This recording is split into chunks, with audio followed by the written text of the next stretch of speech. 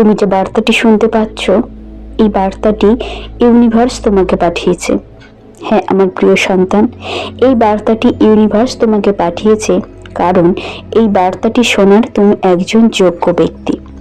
Universe সবাইকে তার বার্তা পাঠায় না, যাদেরকে ভালোবাসেন তাদেরকেই কিন্তু বার্তা পাঠায়। আজকের বার্তাটি তোমার জন্য। তুমি একটা বিশ্বাস করো এবং বিশ্বাসের সঙ্গে শোনো। ইউনিভার্স বলছে, কর্মই তোমার জীবনের মূল লক্ষ্য, তাই সঠিকভাবে কর্ম করো।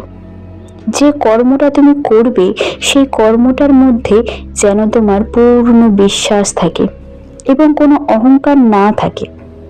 হ্যাঁ আমার প্রিয় সন্তান, ইউনিভার্স তোমাকে বলছে তোমার কর্ম সবসময়তেই তুমি সঠিক করো।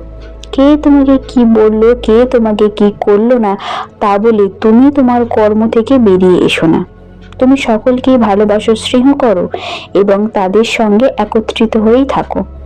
তাতে তোমার জীবনের পথ সুন্দর হবে। তুমি যদি এই জীবনে কিছু কর্ম খারাপ করো, তাহলে তোমার এ জীবন তো খারাপ হবেই, তার সঙ্গে তোমার সামনের আরো সহস্র জীবনও খারাপ হবে। ইউনিভার্স বলছে যে তুমি কর্মটা করো এবং তুমি ভেবো না যে আমি তো করলাম, কেন এর ফল পাচ্ছি না। যখন তুমি ফলটা পাবে তখন তুমি অবশ্যই পাবে।